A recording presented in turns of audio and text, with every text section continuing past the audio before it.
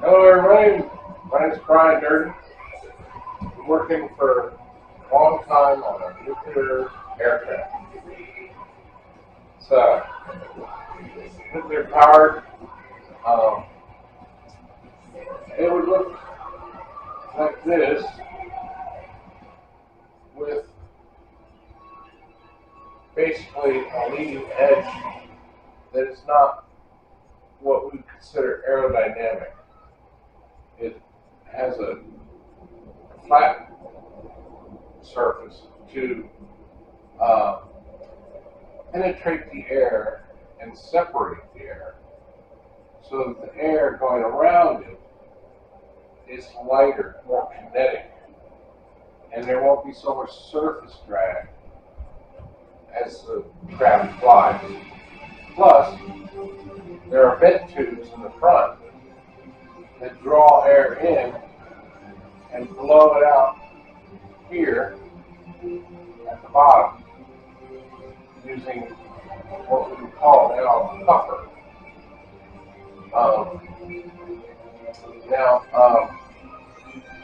What it would have is nuclear power rods in a sphere, a round sphere, and if you tilted it from round to flat, it would be hollow on the inside with sharp edge, flat edge on the sides all the way around.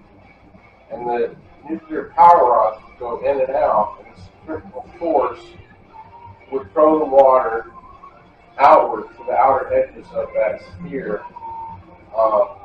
And the nuclear power rods would be dipped into that water to create steam. And the steam would go inward into a hollow shaft. And a hollow shaft would go in there, and then it will go down into a second sphere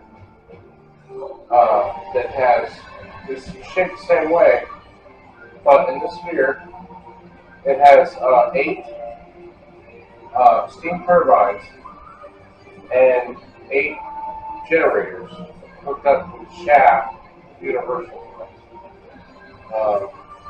Because if you've ever seen the space shuttle go up, it vibrates a lot. Those astronauts are shaking around. And that could be going on with this if we implement it. Now, the 2 spheres are separated, but in between has a counter rotation gear, combination inertia motor. The inertia motor has these J's here, which aren't actually shaped like this. See, as I drew this over the years, I didn't want this getting in the hands of the wrong people. So I would draw things a little different. Like this here is backwards. This is incomplete. That's incomplete. All kinds of things. And I'm sending this stuff to Northrop Grumman, a naval base that we have in the Bahamas that deals with what this is. It's an aircraft plus submergible. This here is a plug or a blowout tube. It's part of the valve here that controls the airflow out of the compression chamber here. And the vent tubes are here, here, and here, and the vent tubes suck the air in here, and they go into the compression chamber where the hopper compresses the air and throws it out here. So you're getting the draw of the air on top of the craft, getting the spin of the craft, which is throwing the air off of the craft, creating lower pressure, plus the draw of air on the top is creating lift. And then this downward force is increasing the air pressure below it, causing lift. Now the vent tubes are going around like this. They go up and into the compression chamber, and the top holes here in the compression chambers where the vent tubes go in there, the 8 vent tubes, all around. There's 3 here, 3 vents coming in there, and then vents all around, 8 vents on the leading edge of the aircraft. So the liquids go in here on the top of the compression chamber. And then on the outside edge of the compression chamber, there's a tube that goes up into the entrance area of the vent tube,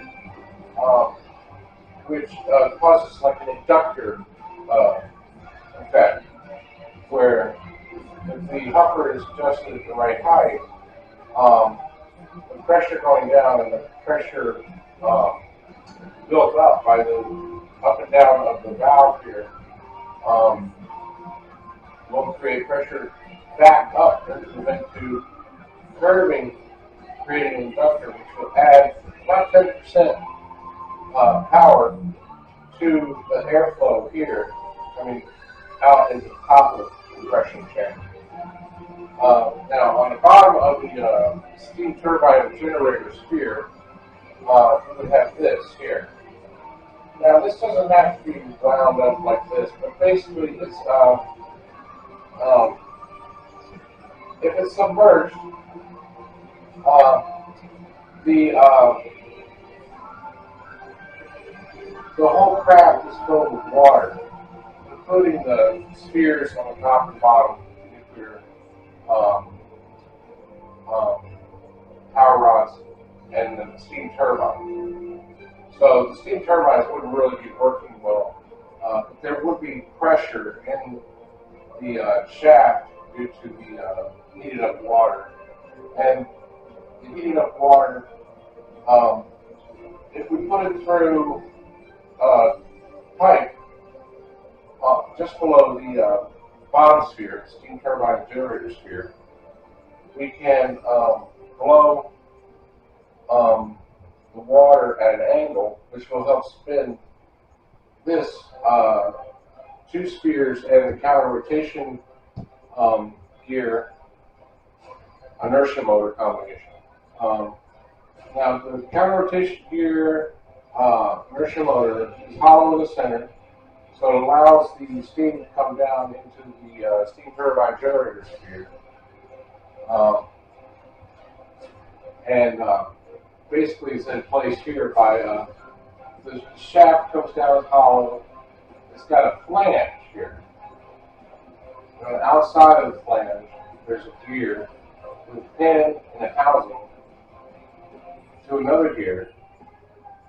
And then on the outside of that gear, there are 8 gears that hold the whole thing together. There's another gear. It has to hook up to another pin with a gear on the bottom of that, and that gear is attached to the outside of the flange, the bottom flange. So, the top flange and the bottom flange, they're going to be different sizes because these gears have to be offset, and the bottom flange is going to be bigger. So the speed of the bottom sphere and the top sphere will have to be adjusted a little bit. But either way, it's going to create a gyro effect, which will help keep the craft level. However, the shaft has, I don't have a drawing here, but it has donuts around the top. It has hydraulics coming down from the top, pushing down on the shaft to open this valve here at the bottom of the compression chamber. So it's moved down and side to side, or it tilts. Now, the donuts around the shaft, just above the nuclear power rod sphere, they are auxiliary power. They have gears on the inside of the donut that operate motors, hydraulic motors, electric generators, on water pumps, etc. And they're surrounded by a top ring of bearings and a lower ring of bearings. And the bearings will have a 45-degree angle groove for the bearings to fit into so that it doesn't slide up and down the shaft. And then on the outside of those donuts, there are hydraulic rods surrounding the donut to manipulate it. And then on the bottom and above the sphere on top and bottom, there will be a donut or a inflatable, say like an inner tube, probably made of like what the oak cactus is made out of very thick rubber, and it will allow the shaft, the spheres, to go up and down, including the counter rotation gear, inertia motor in the middle. So it will allow it to go up and down, and then here at the bottom of where it goes through the donut, the inflatable donut, there's a universal joint. So the hydraulics controlling the tilt of the spheres and the depth of the spheres, they will be separate from hydraulics here in the valve. We'll have a universal joint here. So we're going to have hydraulics, 3 or 4 hydraulics with a bearing here on this valve, and the bearing will not spin while the valve will spin.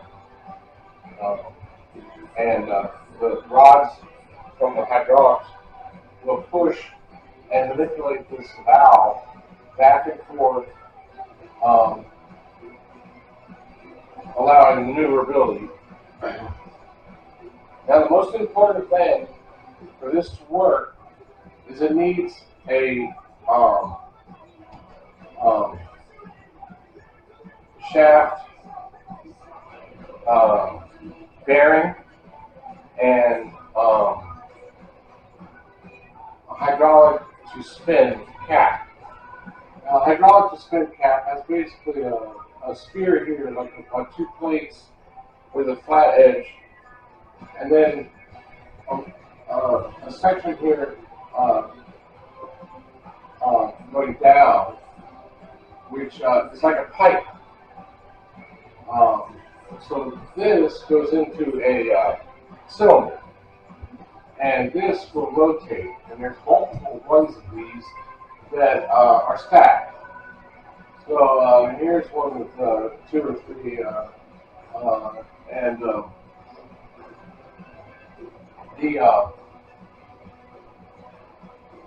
the hydraulics comes in from the outside of the cylinder over here, goes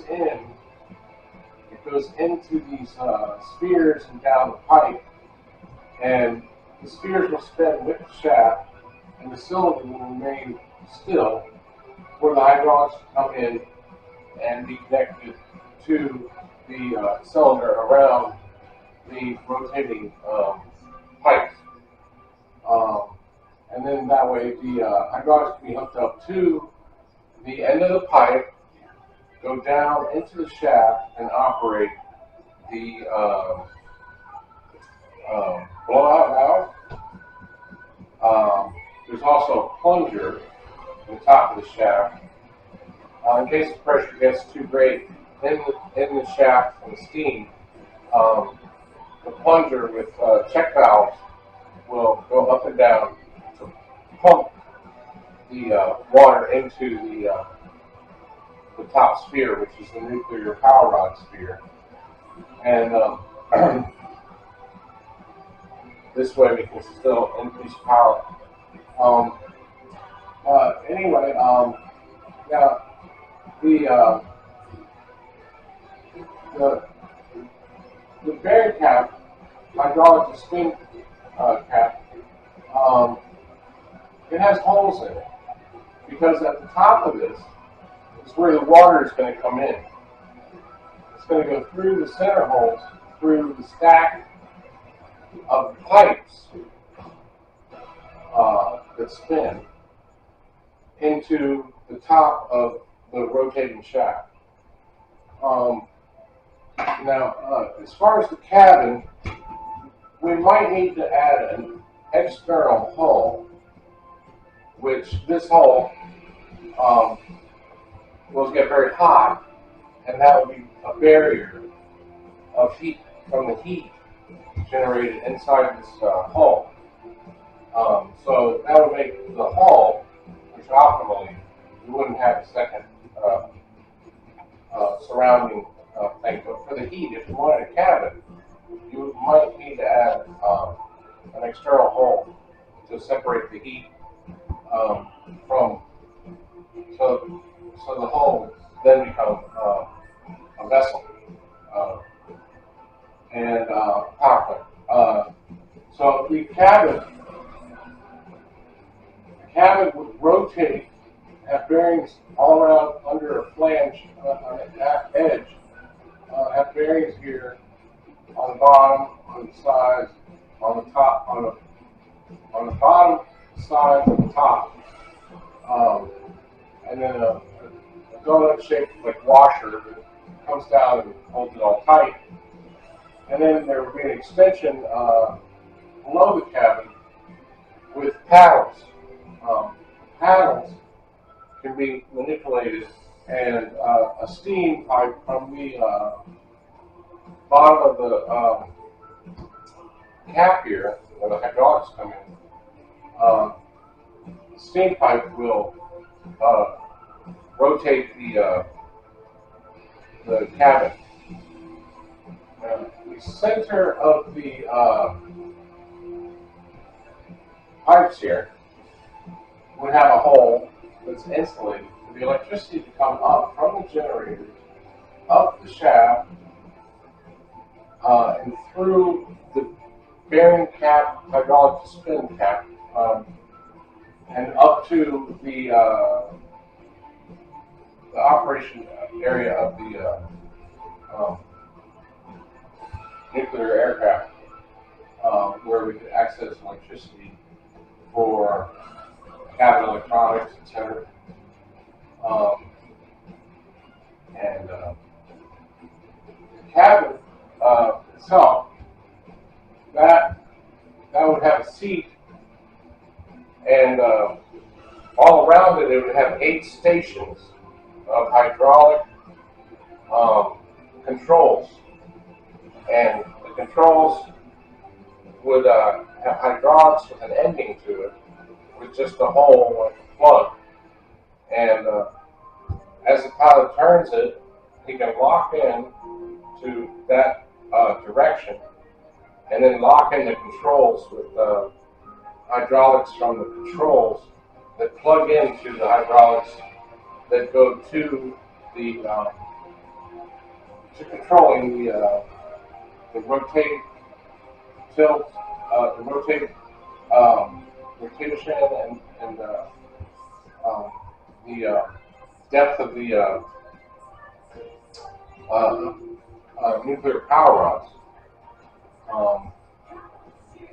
And then it would also control paddles that are outside of the 2 spheres and the paddle rotation gear inertia motor. And the paddles, like these here, where the steam escapes the bottom sphere, which has the steam turbines and the generators. Now, we might need to put the steam turbines in front of the generators in front of the steam turbines. I think it amounts to which one is lighter. You want the heavier items in the center, because it's going to be spinning so much, because there's a lot of stress on the on that sphere, especially hooked up to a hollow shaft. But I'm thinking a hollow shaft, the size of an aircraft carrier shaft for propeller. So it should work. But either way, be directed by something like this, where the shaft could go through a tube that separates the, um, the steam flow into tubes, so it would go around the generator. So this is the blowout valve. This is the plunger for the steam to be forced in. This is the valve blowout.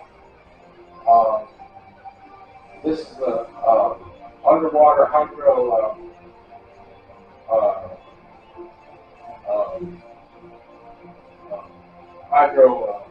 spin. This is the compression chamber, and this is the counter rotation gear inertia motor. This is the most important part, I think, is getting the hydraulics to be able to go down into a rotating shaft. Now, the rotating shaft, when it goes into the nuclear power rod sphere, the hydraulics won't be controlling the depth of the nuclear power rods. The hydraulics will be rotating a screw, and then the screw will operate the depth of the nuclear power rod. This will make the need for a separation from the hydraulics and the steam and water a little more capable, a little less risky. We could actually have, instead of rubber hydraulic rings, we could have metal sheath bearings between the hydraulics and the screwdriver to operate the hydraulic deck. Anything else? I think, now, you're probably wondering how to get to spin it. This is how to spin it underwater. But over here we have a curved,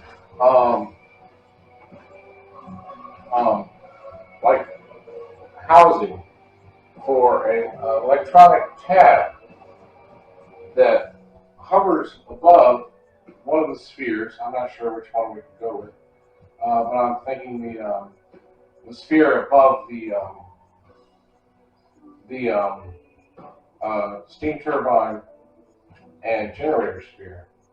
Now, as it rotates and tilts, it's going to, the housing for the tab is going to have to be in a housing itself. It's curved. So this will rotate with the shaft and spheres that rotate. So the tab comes out in between, and it actually electronically DC spins the spheres. And in spinning one sphere, you're going to spin all three, one including to be the counter rotation gear inertia motor. This electrical tab will be manipulated by rods that come from the top of that housing to the shaft, hooked up to one of the auxiliary donuts that are on bearings. So the bearings will stay still and the shaft will rotate, and they're all hooked up to hydraulics. And then the rods can be hooked up to the electrical tab. So the electrical tab will rotate or manipulate with the tilt and the rotation of with the spheres. Now, one thing we could add here at the bottom of the shaft, above the inflatable donut, is a gear ratio increasing gear, so that this huffer and valve will spin quicker or faster.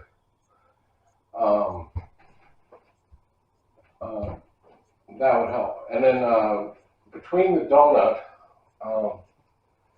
and that gear ratio increaser, we would have 2 layers of tin, one below the gear ratio increaser and or one above it and one below it, and they would be curved to allow for the tilt and then movement. And the movement would be controlled by hydraulics hooked up to a bearing around that gear that won't move, allowing the gear to move, or around the gear housing, which won't move. But that will help maneuver the bottom of the shaft. So the top and bottom of the shaft tilt as it spins, and the valve here that releases air with the huffer will tilt separately from this group of spheres. I think it's a great idea, and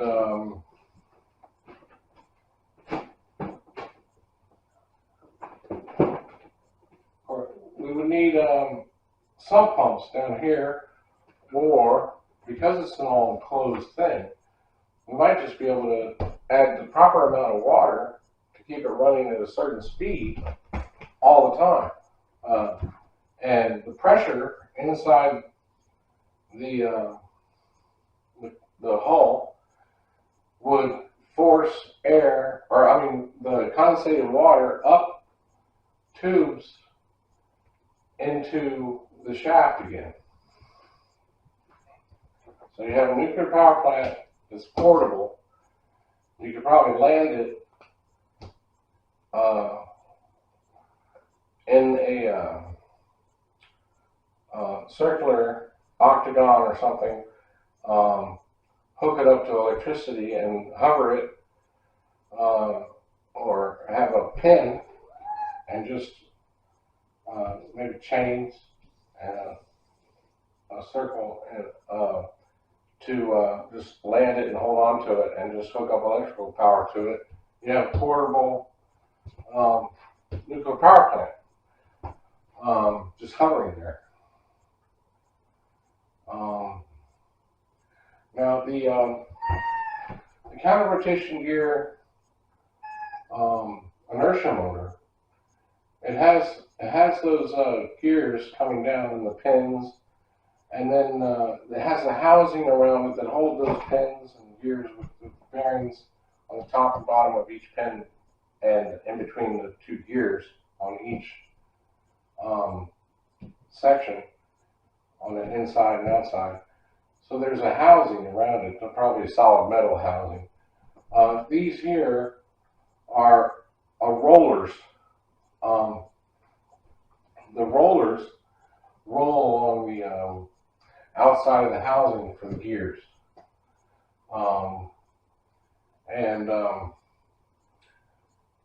The shaft comes down, you got the flange here. Now on top of the flange, you have a ring, a raised lip of metal that goes all the way around on the top of this flange to the outside of the shaft. And on the top, it has gears on the inside. On the bottom, it has gears on the outside. And you have plates here that go out and hold these J's, which will grab, allowing the craft to move without any propulsion except for inertia. Basically, they grab any connection between an object far away and the craft, and it's just inertia will propel it. It just has to manipulate the J with hydraulics or electromagnetics to tilt it. You have these basically flat spheres that are hollow inside that go around the counter rotation gear. One's on top, one's on bottom, and the lips on top of the flanges go all the way around. They have gears on the inside on the top and outside on the bottom. And the flat plates on the bottom, the gears are on the outside. So there's nothing that would hold it. So the plate would have to come out a little farther, have another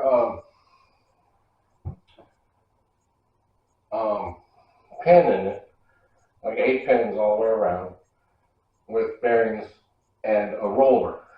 So a roller on the outside, and as the shaft and everything spins, this will spin a certain amount. We're going to have to come up with the gears, how many teeth the gears have, how big the flange has to be on the top and the bottom,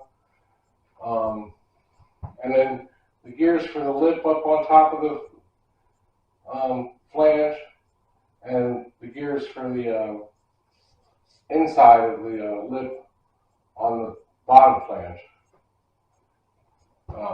which is the flange is the shaft comes down and then it's got a flat like donut around attached to the shaft, and then it would have lips all the way around with the gears in them. So the hydraulic to spin would allow the hydraulics into the blowout valve, the manipulation for the depth of the nuclear power rods, and then also for the plunger.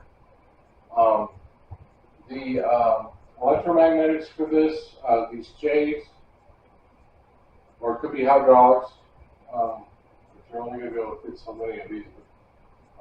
We're talking about a shaft that's probably 3 feet wide.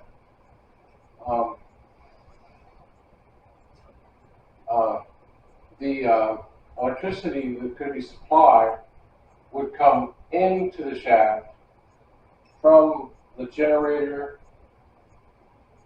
and steam turbine sphere into the very center and be hooked up all to one cable or pipe that goes up the shaft through the center of the pipes, and we could tap into that electricity and send that to electromagnets for the J's. Now, you're probably wondering how we're going to control the steam coming out of the housing for the gears and between the flanges and the shaft. Well, with the spin, so much spin going on, you can't have rings that go around and rubbing like constantly in a circle. So you can have flat rings or straight rings that come out, and as it spins, there's no time for the steam to get out in between the rings. So a bunch of little, just like rings on a piston, we've got flat rings instead. Because if we had rings around that matched up to the shaft and the flange and the counter rotation gear housing, that would wear out too fast. Instead, we need this. And my idea is we might be able to make some kind of oil with the steam motor, so that everything was kind of lubricated as it goes along.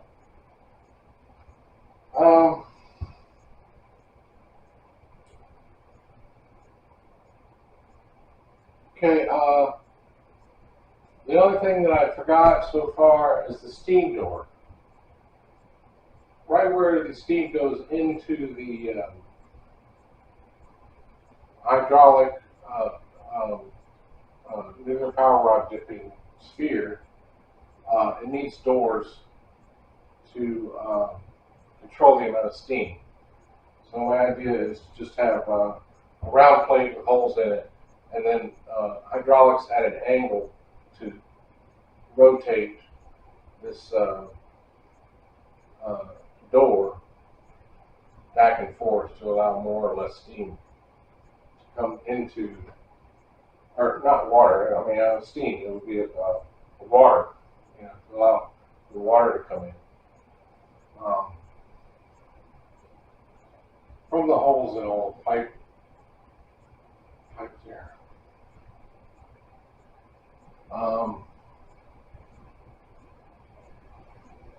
I think that's about it. Anyway, oh, I forgot. Around the bottom of the compression chamber, where the valve fits into the bottom there and allows air to go out, we could have semicircle curved uranium or plutonium parts that can be manipulated in and out on the outside here, on the bottom of the compression chamber. What this will do is, if the lip of the valve here is angled at a 45-degree angle, and air is forced through it, and you have a uranium part that's got a 45-degree angle. The air that's forced through, the heat that it would generate getting closer and closer together, would start a ramjet effect. So once you get this air flowing, the amount of air that it could generate by having nuclear power around the bottom ring would be tremendous. So that's it.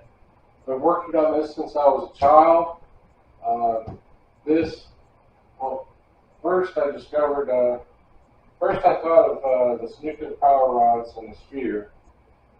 Then I thought of this one night before I went to bed.